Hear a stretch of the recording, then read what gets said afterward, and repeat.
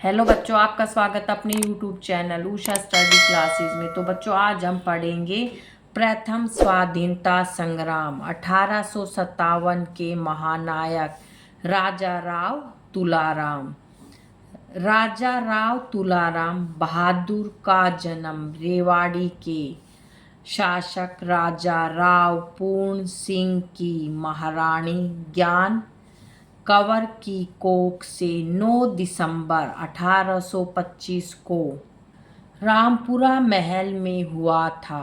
प्रथम स्वाधीनता संग्राम 1857 में राव तुलाराम ने भारतीय राजवंशों से गुप्त मंत्रणा करके अपने चाचा व मेरठ के कोतवाल राव कृष्ण सिंह उर्फ कृष्ण गोपाल द्वारा सेनाओं और पुलिस के जवानों को क्रांति करने के लिए तैयार कर लिया।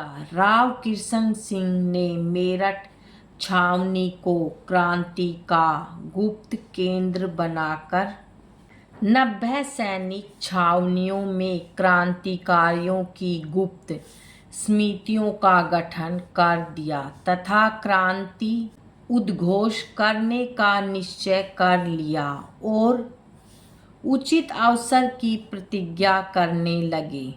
राजा राव तुलाराम ने फरवरी 1857 में रेवाड़ी से गांव-गांव रोटियां बंटवानी आरंभ कर दी, जो क्रांति करने का गुप्त संकेत थी। मार्च 1857 में भारतीय अंग्रेजी सेनाओं के नवीन इनफील्ड राइफल में प्रयोग होने वाले कारतूसों में गाय और सूअर की चर्बी के इस्तेमाल और आटे में पिसी हुई गाय और सूअर की हड्डियों की अफवाहों ने गहरा असंतोष फैला दिया था। 19वीं बंगाल नेटिव इन्फेंट्री के भ्रम को फांसी देने का भारी असंतोष व आक्रोश पैदा हो गया। 10 मई 1857 को राव कृष्ण सिंह ने पुलिस और सेना के जवानों से मेरठ में क्रांति उद्घोष करके 11 मई को दिल्ली पर अधिकार करके बहादुर शाह जफर को भारत सम्राट के पद पर सुशोभित कर दिया। बहादुर शाह जफर ने शाही फरमान जारी करके अंग्रेजों को भारत से भगाने और मारने का आदेश पारित कर दिया। राजा राव तुलाराम ने तुरंत 7-8 हजार की संख्या में सेना में भर्ती की, जिसमें हिंदू और मुसलमानों के सभी वर्गों को सम्मिलित किया गया। राजा तुलाराम के पास कुछ तोपें पूर्वजों के जमाने की मौजूद थी और उन्होंने नवीन तथा नई विशुद्ध तांबे की तोपें ढालने, बंदूक तथा बारूद बनाने के लिए किला रामपुरा और किला गोकुलगढ़ में कारखाने स्थापित किए। स्वाधीन भारत की राष्ट्रीय राजधानी दिल्ली को अंग्रेजों ने पंजाबी, गोरखा व कश्मीरी शासकों की सहायता से 14 सितंबर 1857 को पुनः अधीन कर लिया और 20 सितंबर 1857 को सम्राट बहादुर शाह को कैद करके लाल किला में कैद कर दिया, जिन्हें बाद में रंगून भेज दिया गया। उनके शहजादों सिपहसालार मिर्जा, मुगल कर्नल अबू बकर, कर्नल खिजर सुल्तान को सरेआम कत्ल कर दिया और 20 अन्य शहजादों को कतार में खड़ा करके यमुना की रेत पर गोलियों से उड़ा दिया। इस पर भी राजा राव तुलाराम ने साहस और बुद्धिमत्ता का दामन नहीं छोड़ा। अंग्रेजों ने 2 अक्टूबर 1857 को ब्रिगेडियर शारवस के नेतृत्व में पटौदी के मार्ग से रेवाड़ी रामपुरा किला पर आक्रमण किया। 7 अक्टूबर को अंग्रेजों द्वारा तिहरा घेरा डालने के बावजूद भी किले को सुरक्षित रखा और गुरिल्ला युद्ध प्रणाली द्वारा अंग्रेजी सेना को पीछे हटा दिया तथा सेना खजाना और राज परिवार को सुरक्षित निकालकर शेखावटी के किला मलसीसर में पहुंच गए। राजा राव साहब ने शेखावटी में क्रांतिकारियों को संगठित करके 1 नवंबर 1857 को नारनौल और 5 नवंबर 1857 को रेवाड़ी पर पुनः अधिकार कर लिया और नारनौल को राजधानी घोषित करने के पश्चात किला कानौड़ को घेर लिया।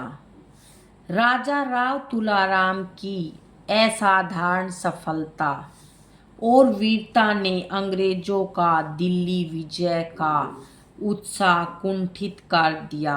अतः उन्होंने अपने सबसे अनुभवी सेना नायक कर्नल जेरार्ड को दिल्ली से मेजर स्टाफोर्ड को हांसी हिसार से तथा लेफ्टिनेंट लॉरेंस को रोहतक से सेना देकर और जयपुर, जोधपुर, बीकानेर, पटियाला, नाभा, जींद, कश्मीर, नेपाल तथा खेतड़ी, सीकर व अलवर के शासकों की सहायता सेनाओं सहित राजा राव तुलाराम पर आक्रमण करने हेतु नारनौल की ओर भेजा।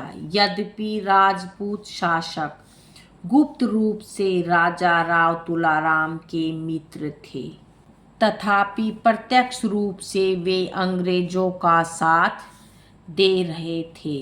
16 नवंबर 1857 को राजा राव तुलाराम और अंग्रेजों व उनके सहायक राजाओं की सेनाओं का भीषण घमासान का युद्ध नारनौल के निकट नसीबपुर मैदान में हुआ, जिसमें राजा राव साहब के सेनापति राव किशन सिंह व राव रामलाल शौर्य पूर्वक युद्ध करके अंग्रेजी सेनापति कर्नल जेरार्ड, कैप्टन वानकोट, कैप्टन वोलस, लेफ्टिनेंट टिमले, लेफ्टिनेंट वेल्जली, करज आदि 27 उच्च सैन्य अधिकारियों को मारकर अपने 5000 रणबांकुरों सहित वीरगति को प्राप्त हुए और अंग्रेजों के भारी तोपखानों को नष्ट कर दिया। भारत के महान शूरवीर राजा राव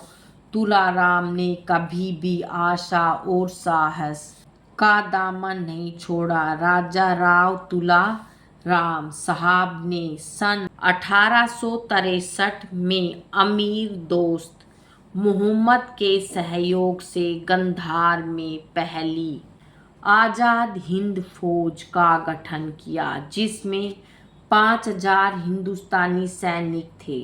राजा राव साहब का सुदृढ़ शरीर, दीर्घ और संकटपूर्ण यात्रा तथा परिवर्तित जलवायु से दस्तों की बीमारी से ग्रसित हो गया और काबुल में 23 सितंबर 1863 को केवल 38 वर्ष की युवा अवस्था में वह दिवंगत हो गए। उनकी वीर गाथा सदियों तक संसार को स्वतंत्रता का संदेश देती रहेगी।